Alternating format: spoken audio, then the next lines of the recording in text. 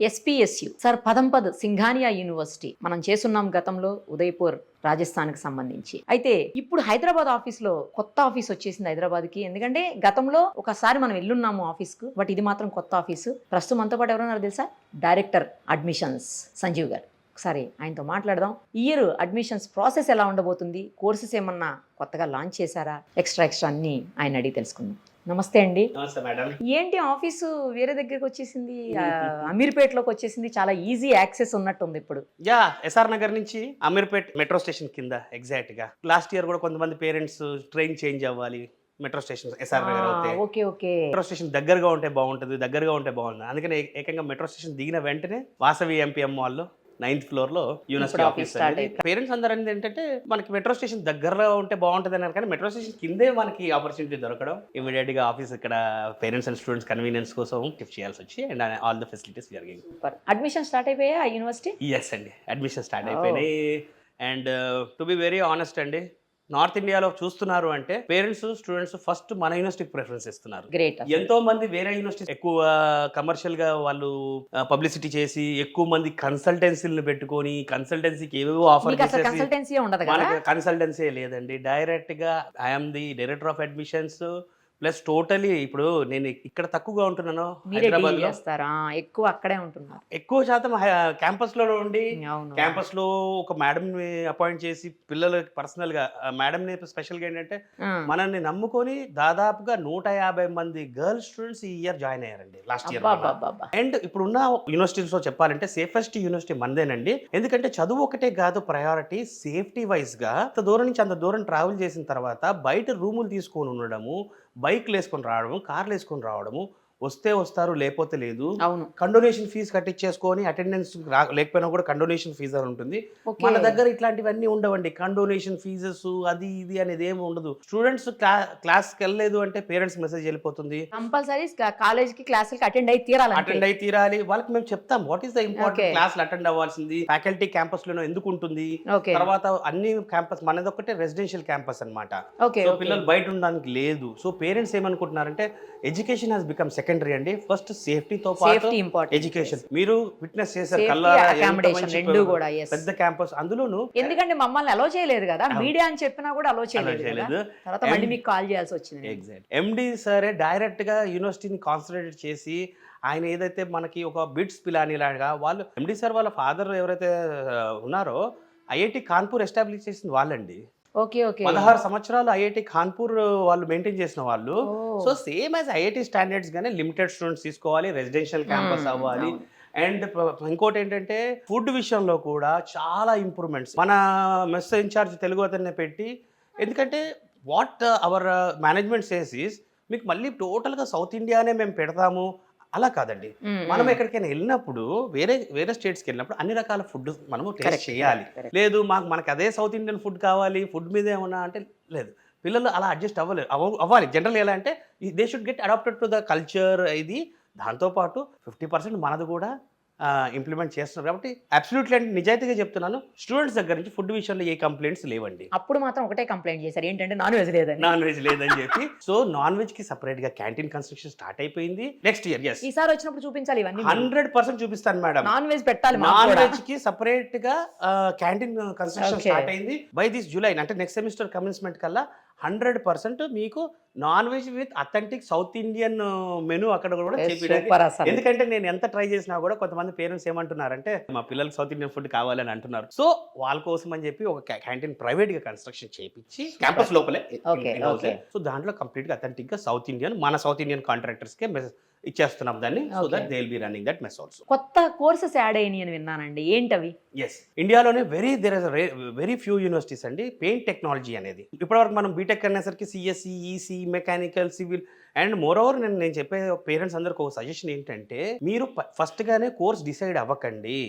పిల్లల్ని అడ్మిషన్ తీసుకున్న తర్వాత అక్కడికి వెళ్ళిన తర్వాత ఓరియంటేషన్ క్లాసెస్, ఇండక్షన్ క్లాసెస్ ఉంటాయి. అంటే ఎక్స్పర్ట్స్, కంపెనీ ఎక్స్పర్ట్స్ వస్తారు, ఫ్యాకల్టీ వాళ్ళు 1 వీక్ ఉంటాయండి మిగతా వాళ్ళకి. మనకు మాత్రం 15 నుంచి 20 రోజులు లేదంటే 30 రోజులు orientation classes, induction and orientation classes తీసుకుంటాం. వాటిని అటెండ్ అయ్యాక డిసైడ్ చేసుకోవచ్చు. మనకి జూలై 1st వీక్ నుంచి యూనివర్సిటీ స్టార్ట్ అయిపోతుందండి. ఇప్పటి వరకు యూనివర్సిటీస్ ఎవరు డిక్లేర్ చేయలేదు ఎప్పుడు స్టార్ట్ అవుతాయని. కొంతమంది ఇది సెప్టెంబర్ స్టార్ట్ అవుతుంది, కొంతమంది ఆగస్టు, అక్టోబర్, నవంబర్ ఉంటాయి. లేట్గా స్టార్ట్ అవుతుంది. మనది జూలై ఫస్ట్ వీక్లో స్టార్ట్ అయిపోతుందండి. ఎందుకంటే మనం తీసుకునేది లిమిటెడ్ స్టూడెంట్స్ కాబట్టి మనకి అంత ఓవర్ నంబర్ ఆఫ్ అడ్మిషన్స్ మనకి అవసరం లేదు. మనకి కేవలం 1200 నుంచి 1500 total including BTech, MTech, MBA, BBS, PhDs అన్ని కలిపినా Limited కూడా ఉంటుంది. ఒక రెప్యూటెడ్ స్కూల్, ఒక reputed Yeah, intermediate yeah, college అవును. ఉన్న స్ట్రెంత్ మాత్రం మన యూనివర్సిటీకి మనం తీసుకుంటున్నాం టోటల్. అవును, ఇప్పుడు ఒక కోర్స్ చేయాలనుకుని అక్కడికి వచ్చిన తర్వాత ఓరియంటేషన్ లో మార్చుకున్నారనుకోండి, మళ్ళీ అందులో సీట్ దొరుకుతుందా? సీట్స్ అనేవి ఇంటర్నల్గా షఫుల్ చేసుకోవచ్చండి. ఇంటర్నల్గా షఫుల్ చేసుకోవడానికి ఎందుకంటే ఇప్పుడు నాకు ఒక టెక్నాలజీ ఇష్టం ఉంటుంది, నేను ఎవరికైనా చెప్పేప్పుడు ఆ టెక్నాలజీ బాగుంటుందని చెప్తాను.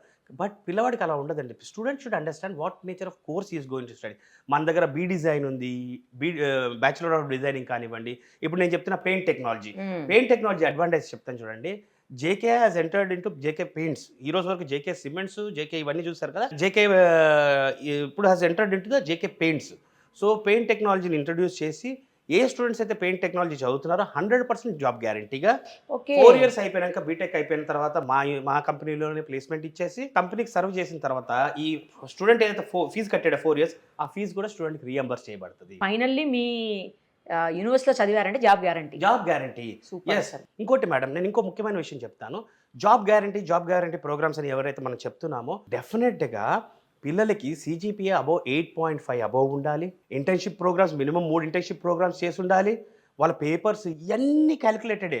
మా కాలేజ్లో జాయిన్ చేసినంత మాత్రాన, యూనివర్సిటీలో జాయిన్ చేసినాక గ్యారంటీ ప్లేస్మెంట్.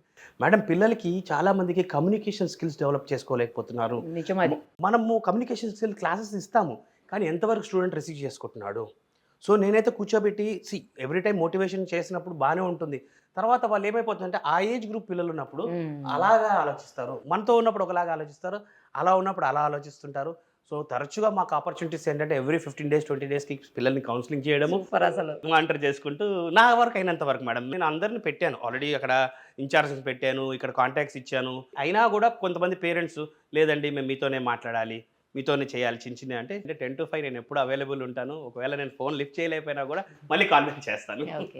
లాస్ట్ టైం నేను యూనివర్సిటీకి వచ్చినప్పుడు ఒక 2-3 పిల్లలు నా దగ్గర నంబర్ తీసుకున్నారు. వాళ్ళు కాల్ చేశారు మొన్న. కాల్ చేసి అక్క సెలబ్రేషన్స్కి రాలేదేంటని అడిగారు. ఏం సెలబ్రేషన్స్ అయినాయి అమ్మ అంటే, పొంగల్ సెలబ్రేషన్స్ అయినాయి, సంక్రాంతి సెలబ్రేషన్స్ చాలా బాగా చేశారు మా దగ్గర, ఎందుకు రాలేదని అడిగారు. నాకు తెలియదమ్మా అని చెప్పాను. తర్వాత వాళ్ళు వీడియోస్ పంపించారు నాకు. అసలు ఎంత బాగా ఆర్గనైజ్ చేశారంటే, ఇంట్లో ఉంటే పిల్లలు ఎలా చేసుకుంటారో సంక్రాంతిని అలా చేశారు. నాకు బాగా అనిపించిందండి. మీరు కూడా అక్కడే ఉన్నారని చెప్పారు. నిజమేనా ఇదంతా? కొన్ని ఆ వీడియోస్ నాకు కూడా పంపియండి, ఒరిజినల్ వీడియోస్ ఉంటే. తప్పకుండా. ఏమేం చేశారు ఆ రోజు సంక్రాంతికి? ఆ రోజు సంక్రాంతి ముఖ్యంగా ఏంటంటే పిల్లలందరూ 1 month మనం వెకేషన్ హాలిడేస్ ఇచ్చిన తర్వాత December 2nd యూనివర్సిటీ స్టార్ట్ అయిందండి మళ్ళీ. ఓహో. వాళ్ళు ఏంటన్నారంటే సంక్రాంతి అయిన తర్వాత, ఎందుకంటే మనకి సంక్రాంతి అనేది చాలా బాగా పెద్ద ఫెస్టివల్ కాబట్టి. బట్ ఇంజనీరింగ్ వచ్చిన తర్వాత అలా ఉండదండి. Academics according to UGC norms ప్రకారం వెళ్ళాలి కాబట్టి తప్పక December 2nd యూనివర్సిటీ స్టార్ట్ చేయాల్సి వచ్చింది. నేను ఆ రోజే పిల్లలకి పేరెంట్స్కి మాట ఇచ్చాను, మీరేం వరి అవ్వద్దు, సంక్రాంతికి నేను వస్తాను, నేనుండి మనం అందరం కలిసి సెలబ్రేట్ సంక్రాంతిని మన యూనివర్సిటీకి తీసుకొస్తాను, మనం ఉండి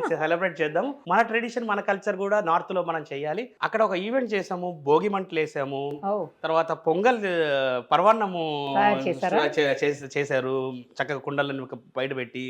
తర్వాత కొన్ని స్పోర్ట్స్ యాక్టివిటీస్ చేసాము. గర్ల్స్ స్టూడెంట్స్ అందరు రంగోలీ ముగ్గులు, చాలా పెద్ద పెద్ద ముగ్గులు అండి. పిల్లల్లో ఎంత టాలెంట్ ఉందని అసలు నేను ఆశ్చర్యపోయా. మనం వాళ్ళకి అవకాశం ఇవ్వాలే కానివ్వండి, వాళ్ళకి ఇప్పుడున్న టాలెంట్ ఎక్స్ప్లోర్ చేశారండి. నేను అవన్నీ మీతో షేర్ చేస్తాను, వీడియోస్ చూడండి.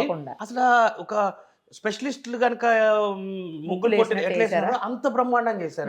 మంచిగా పనిలో పని పోటీలు పెట్టేది ఉండే సెలెక్ట్ చేసి 1, 2, 3కి ప్రైజ్లు ఇవ్వడం జరిగింది. స్టూడెంట్స్ అందరికి కైట్స్ ఫెస్టివల్, కైట్ ఫ్లైయర్స్ ని పిలిపించాం బయట నుంచి. తర్వాత పిల్లలందరికీ కైట్స్ ఇచ్చి సాయంత్రం వరకు పూర్తిగా భోగి మంటలు వేసాము. ఏం తగల పెట్టారేంటి?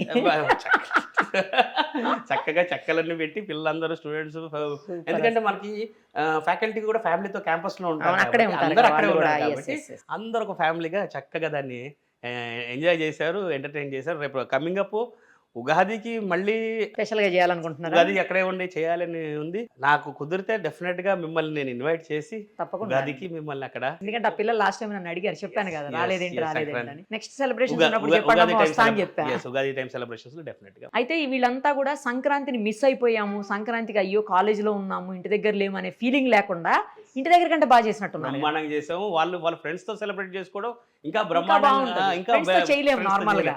దాదాపుగా ఒక 300 మంది 400 మంది కైట్లు ఎగరేస్తూ అబ్బబ్బబ్బా. రంగోలీకి కూర్చొని ఒక అందులో 100 మంది మీదేమో యూనివర్సిటీ పెద్దది, చాలా పెద్దది. ఇక్కడ కావాలంటే అక్కడ ఎగరేయచ్చు, కైట్స్ కావచ్చు, ఫెస్టివల్ సెలబ్రేషన్స్ yes, బాగా yes. చేయొచ్చు మీ దాంట్లో. Yes. పీస్ఫుల్ గా ఉంటది మంచిగా అసలు.